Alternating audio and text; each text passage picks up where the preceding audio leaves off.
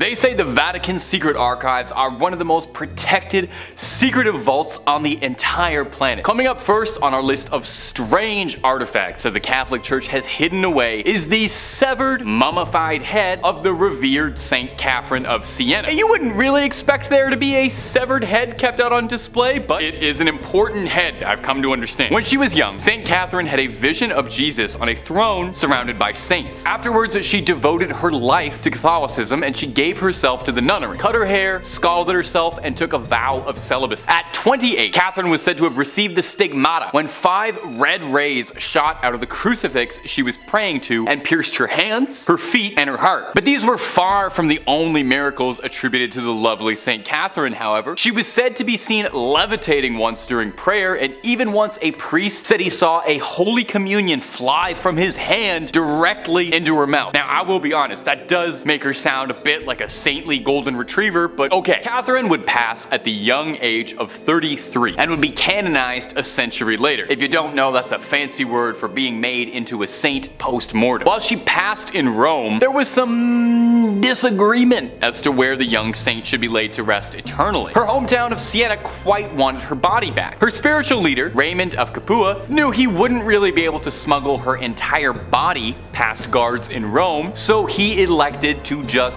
take her head in a bag, which normally would be terrifying behavior, but it's good here. The story goes that when the guards intercepted Raymond, he prayed to Catherine, and when they looked inside his sack, they found naught but a collection of rose petals and not a severed head. Her final miracle. Now, the head was placed in a reliquary. That's a difficult word to say, especially on a teleprompter. The head was placed in a reliquary where it still remains today, and you can go and pray to it, and I promise it's not gonna blink or anything at you, even though it looks like it just might. And if you're looking for way more stories of creepy relics locked away, haunted object, cursed things, cryptids, conspiracies, aliens, the whole scary 9 yards, Top 5 Scary has all of that and then some. So hit that little bell, hit subscribe, and make sure you do not miss a single thing. Do it after this video, okay? We got way more creepy things locked away coming up for you right now. Number 4, the Grand Grimoire. Our next entry has been formally referred to as the Gospel of Satan and is said to be a cursed book whose knowledge had to be sealed away to protect humanity. So this might be the most deadly book ever published after Hop on Pop. The Grand Grimoire, who is said to have been penned by a priest in the 16th century who was possessed by a litany of demons who compelled the man to put their knowledge to paper. Acting as a scribe for these demons, the man wrote everything they knew about dark incantations, spells, instructions on how to cast rituals, ways to bind a demon to you to make it your little minion and do your bidding. Wait, a demon gave instructions on how it wants to be bound to a human? To serve humans? Freaky little demon. That's not all too. There is a step-by-step recipe for a little necromancy if you're down to dabble in some dark arts and make some bones dance to your rhythm. The book really covers all the fun stuff you have been told not to do. It's not just brimstone and hellfire neither. There's rituals to help manipulate luck, how to conduct a seance, and I actually think this is adorable. There's even ways to make people love you in there. But dating tip from old Tay, if you need a demon's help to make them like you, it might not be the strongest relationship. So, just a heads up. Now, if all of this is sounding super appealing, and I don't blame you, I played a necromancer in Skyrim, I want to make the bones raise, just know that this book is considered high treason. Even so much as cracking the spine is considered equivalent to selling your soul. So, you know, maybe hold off on that Amazon order for a bit. Also, I'm pretty sure the copy they're selling on Amazon is not the original, because due to the book's cursed reputation, the original copy is said to be locked away in the Vatican's secret archives, and I'm sorry, but no matter how many times you ask, they're not gonna let you look at it, even if you swear you're just taking a little peek just to look at the illustrations and maybe the dedications. They're gonna keep it locked up. I know. Number 3, Hiestin of Cesera. Our next entry is the bones of Hiestin of Cesera, another Catholic mummy.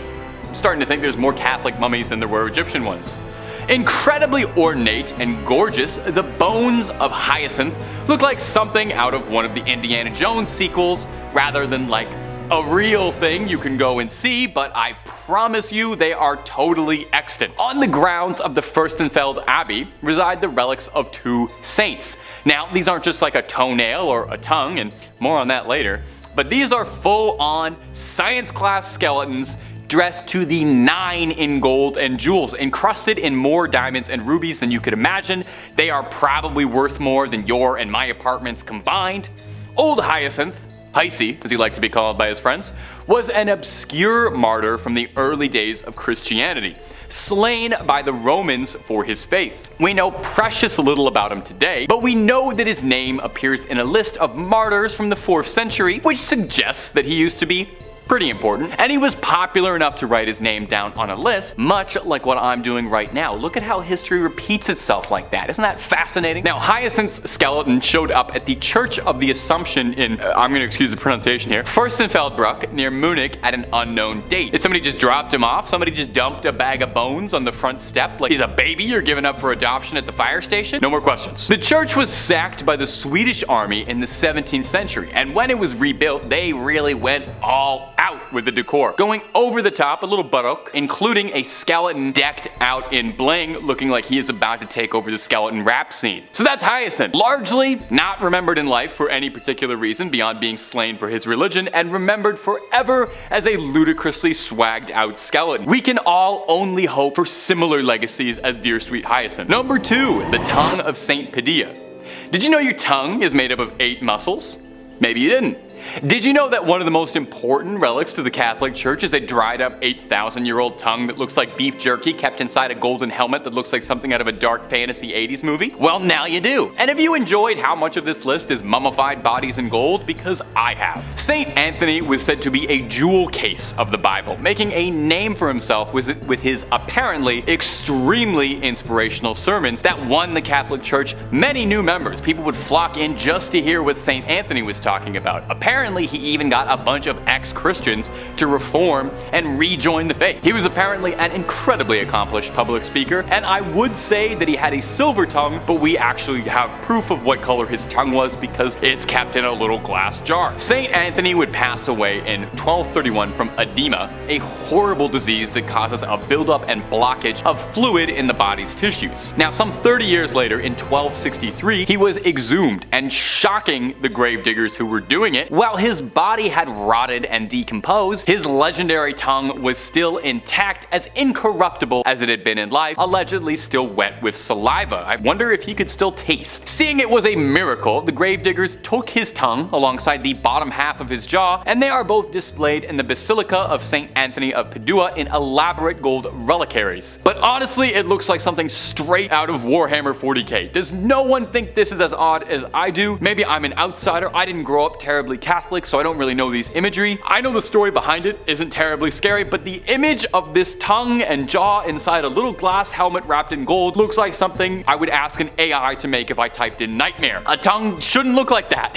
And I feel like a jaw shouldn't look like that either. Am I alone in this? Am I weird for thinking this is weird? You let me know down below in the comments if maybe I just lack context on all of this. And number 1, Camillus de Lellis' heart. Camillus de Lellis was a man with a big heart, full of love, never ending in generosity. We know just how big his heart is because it is kept in a glass jar and it is salted to preserve its legacy. Whoa. Camillus started out pretty humble, born in 16th century Naples. He would later become a soldier until a brutal gambling problem would end up overtaking his life, leaving him in rags driving a donkey cart, but he knew that a far better life was out there. Eventually, he was urged by a friar to explore the lighter side of his soul, and eventually someone was able to pierce his heart both figuratively and later literally, and persuaded him into seeking divine retribution. Camillus would devote his life to providing for the ailing, but tragically, and perhaps unsurprisingly if you spent all your time around sick people before modern medicine, a lifetime of caring for the sick led to him also becoming gravely ill,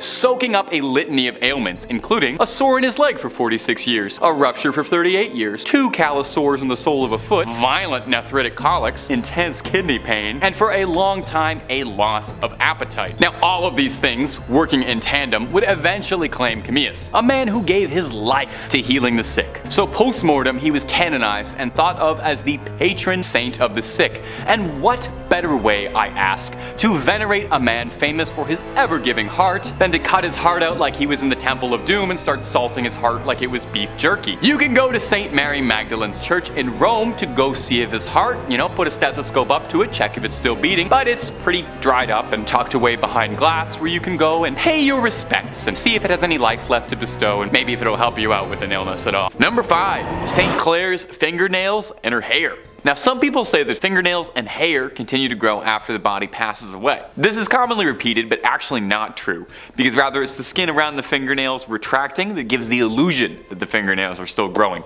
I thought I would just toss in a totally unrelated fun fact you can use at a party. These fingernails aren't growing at all, because they're not attached to anybody, and they're kept in a glass box alongside some of St. Clare's wonderful curls, like the world's worst and possibly stinkiest time capsule. Now, St. Clare was often overshadowed by her more famous mentor, Francis of Assisi, but St. Clare was her own woman, accomplished in her own right. She founded her own order of nuns, the Poor Clares. Inspired by Francis's teachings when she was a teenager, she renounced the world and founded an order based on the ideals of extreme poverty and contemplation. I should probably look into this order, because being extremely broke and contemplating being extremely broke is about 99% of what I do. The order spread popularity, and houses of Poor Clares were established far away from her home convent in Assisi. Now, it's said that part of what made St. Clare's decision to give up the worldly life so inspiring was that not only was she blessed to be born into a family of great wealth, but oh va va voom, St. Clare was a real stunner. Now, you know, the depictions we have to work with may not look like much, but they called her the first Jenner for her luscious lips and flowing locks. As proof of her devotion, Francis trimmed her beautiful extravagant hair as a physical manifestation of rejecting her former vain existence. As you can see, I'm not quite there yet. I'm still quite happy with my vain, disgusting hair. Now, someone down the line managed to get a hold of St. Clare's hair and fingernails. Maybe they were just sweeping the barber room floor. These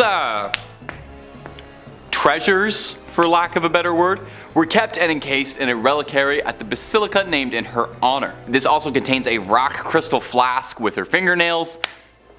Really not sure why anyone felt they needed to keep that. I'm not sure how holy these are, but hey, I'm not a saint or a bishop or a pope or any of that stuff. I'm just a YouTuber, and I'm barely that even. But if you want to hear more of me narrating some of these strange and peculiar parts of the big globe we share, Top 5 Scary is the place to be. We got a little something for everyone. So make sure you click on through, like this video, subscribe, and hit that little bell, and we can keep on bringing you screams every single day, twice a day, and then some.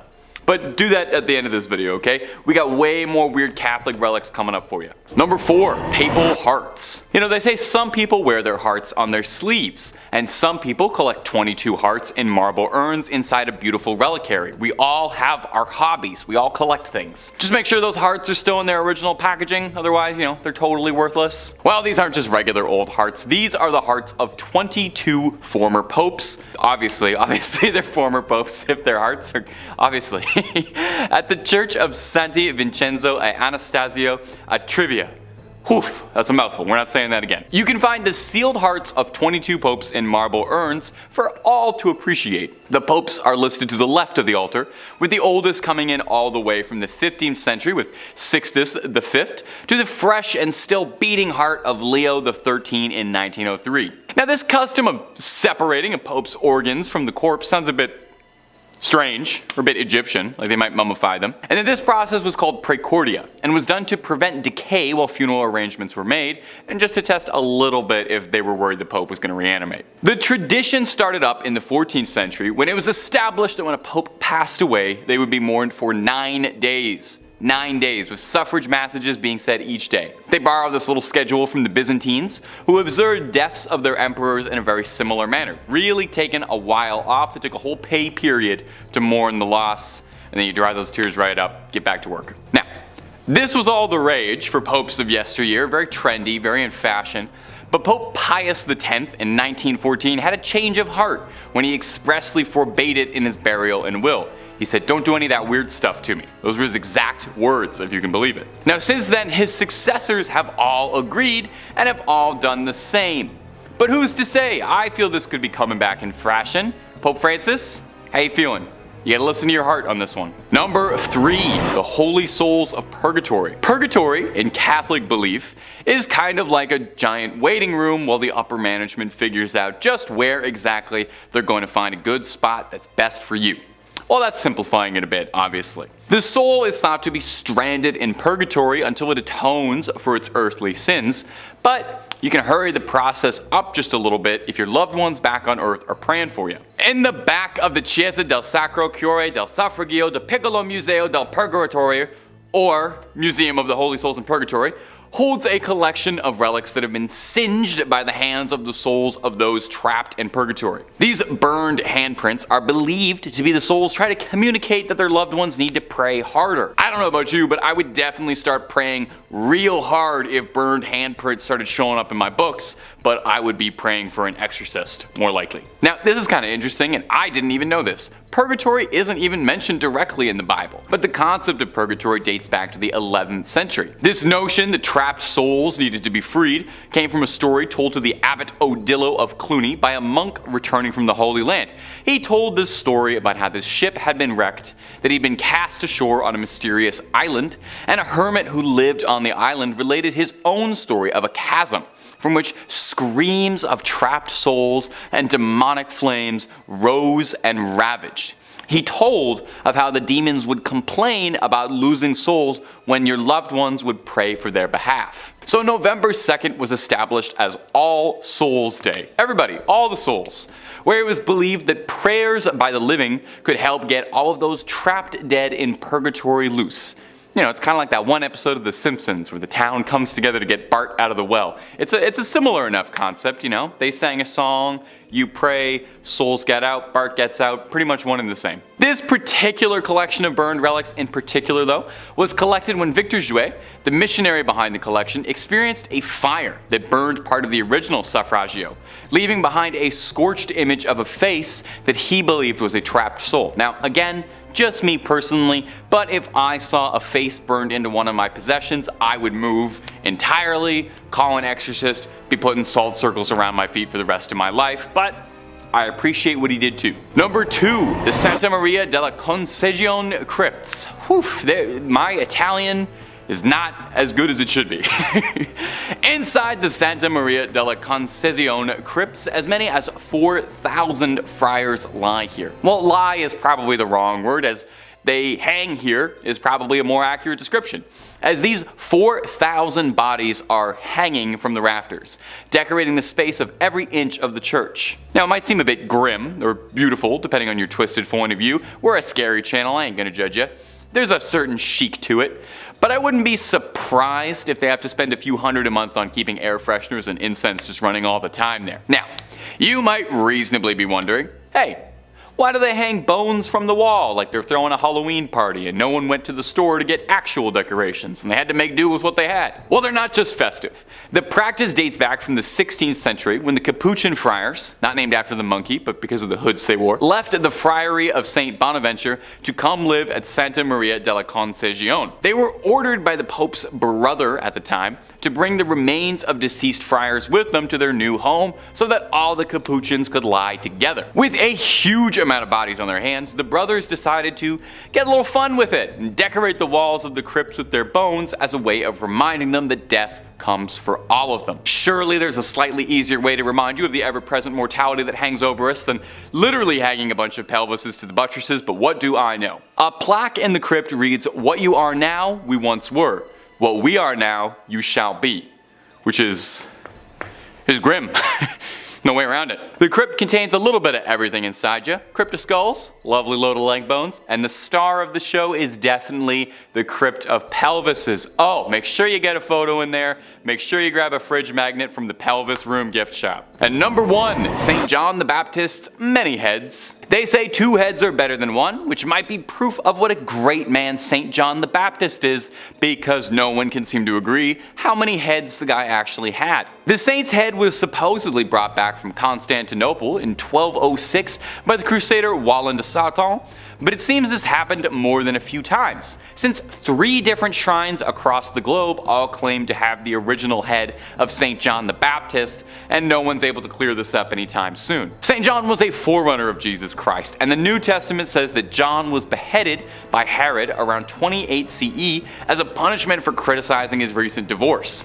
Yeesh. Paintings of the beheading depicted on a silver platter, which is a nice Nice way to get a severed head, I think. I don't know if I ever want a head delivered to me, but if I had to, I would want it on a silver platter. According to the legend, there really was a silver platter his head was delivered on that made its way to Constantinople or Istanbul, but was sold by the Crusaders in order to pay for his travels back. John's head was on display in the Amiens Cathedral up until the French Revolution, where they confiscated all church treasures, and it would eventually return home in 1816, then going all the way back to Rome from Greek monks who brought it to a shrine decorated with beautiful stained glass, one panel depicting the head on a silver platter. You think you wouldn't want to remember that? Well, here's where the trouble comes in. A German museum in Munich also takes great pride in having St. John's head. The Munich Residence Museum contains a bunch of other holy relics, but their most prized is the alleged St. John's head, although no one really knows how it got there. This skull is wrapped in cloth and heavily interred with gems. Now, 2 would be impressive, but St. John's got a crowd worth of heads because he's got 3. His last head can be found in Damascus, Syria in the Umayyad Mosque, one of the oldest and largest mosques in the world. This relic, also not exposed, wrapped in a cloth, and is currently located in a shrine dedicated to the saint. So will the real John the Baptist please stand up? Or do all 3 of these heads actually really belong to him, and he had to be beheaded 3 times for it to take? You know what, don't answer that. I'm not sure if that's something I really want to know. Number 5, Oliver Plunkett's head. Now, in the other 2 videos, we talked about the head of St. Catherine of Sienna, and we also talked about St. John the Baptist and how many heads he may or may not have had scattered across the world. And I'm not one to break tradition, so I thought for part 3 I would include a 3rd holy saintly severed head, this time belonging to Oliver Plunkett. A notable difference between the 2 other severed heads is that this one is probably the most disgusting one we've included on these lists. I know these are all holy relics, but let me just say, out of context, this is absolutely horrifying and looks like it's straight out of a grindhouse horror movie that you'd find in a dirty basket somewhere. Oliver Plunkett, before becoming a head, was an Irish Catholic archbishop who was a victim of the Popish plot. Now, if you're not up to date on your Catholicism, that's a whole other video worth of explaining. I don't know much about the Popish plot. I'm not the guy to do that for you. But the short version is that it was a conspiracy falsely alleging that there was a plot against the Protestant king Charles II. Oliver Plunkett happened to end up on the receiving end of something really bad. Namely, he was executed, which is pretty bad. But they really went out of their way to destroy Oliver Plunkett, his public image, his body. They called his praising of the Roman Catholic Church high treason, and his punishment was a slow and arduous death. He was hung, drawn, and finally quartered. And just in case there were any odds of him pulling through on a miraculous recovery, as a final effort, they yeeted his head into a fire, where it was rescued by a friend of Plunkett. I'd like to think I would do that for my friends. Well, after being recovered, the head was rescued and stored hidden away in a nunnery, eventually brought to Ireland in 1995, where he's now kept on display in the National Shrine to the Saint. He was canonized for his troubles, and he is the first new Irish saint in about 700 years. It's high time for some new blood, I think. So, you can go, you can pay your respects to him, and maybe offer him some skin cream, because that skin's looking a little dry. And if you're looking for more creepy videos on weird relics or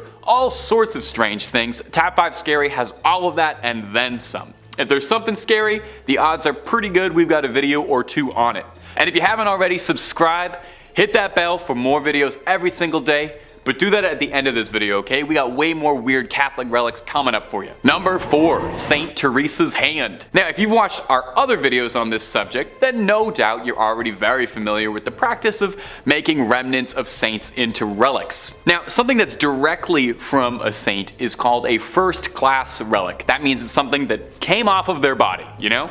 Their hair, their fingernails, a vial of their fluids, or in the case of the lovely St. Teresa, her whole hand. Encased in a beautiful, ornate golden reliquary with gems all over the knuckles, and the editors are goofing off because that's just a picture of the Infinity Gauntlet from Avengers Endgame. Wait, that's what it really looks like.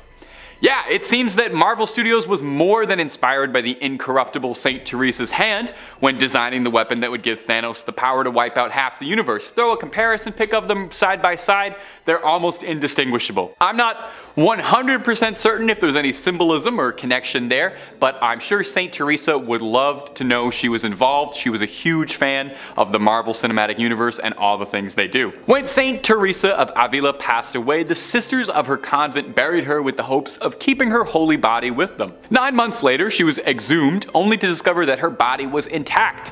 She hadn't decayed at all. That's why they thought she was incorruptible. Now, I'm not sure I totally follow the logic here, but after they discovered her body was incorruptible, they took her hand off and put it into this golden infinity gauntlet thing, as a way of inviting people to get closer to God through the saint's body. Now, this might not seem appealing to you, but there's a surprising demand for this relic. Near the end of the Spanish Civil War, General Francisco Franco had the hand removed from the convent and allegedly kept it close by, and if some of the wilder rumors are true, he would keep it by his pillow for good luck. You really gotta hand it to him. He was a devout follower of the faith. Today, you can find the hand in Iglesia de Nuestra Señora de la Merced in Ronda, Andalusia, and you don't even have to rip a stone out of the Vision's forehead to get a good look at this gauntlet. Number 3. The Veil of Veronica. Now, on these lists of holy relics, we've had all sorts of strange things. We've had fingernails, teeth, dried up hands, we got milk coming up later. All things that have come from the body. Well, this next one is no different. It's the Veil of Veronica, and to put it gently, it's a sweat rag that's a few thousand years old. Probably one of the most pungent odors on the planet. Imagine every gym locker room you've ever been in times 1,000. When Jesus carried the cross, bruised and beaten, there was one person among the crowds who saw fit to help him out a little.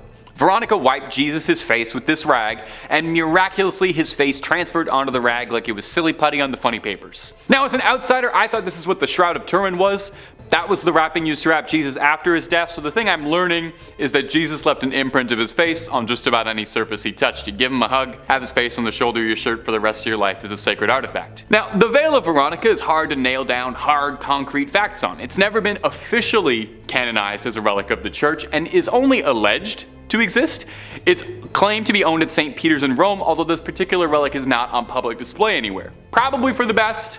Honestly, don't know if I want to see a 2,000-year-old sweat stain. The ones underneath my shirts are bad enough. Now, it might sound like I'm being disparaging, referring to this relic multiple times as a sweat rag or a sweat stain, but I would like to offer this. The Latin name for the veil is sudarium. Sudarium literally translates to sweat cloth, so even the official churchly terminology for this relic acknowledges that it's just a stinky rag that has some sweat on it, but a holy stinky rag that has some sweat on it. Number 2, Mother Mary's milk. We're gonna do our best to get through this, I promise. Mother's Milk might be my favorite Red Hot Chili Peppers album, it's my favorite character on The Boys, and it might just be one of the oddest relics on a series of odd relics that's all the way to part 3. Took a lot of restraint to not put this in the first 2, but we're on part 3, so here it is now. As incredibly odd as it may sound, the Virgin Mary's milk is considered a relic of the Catholic Church. I hope they've been keeping that in the fridge, lest it spoils. Does holy milk spoil? Is everything I've said in this video profoundly heretical? There is a church called the Church of Milk Grotto, built outside Bethlehem. The history goes that the Madonna and Child had taken refuge in this cave,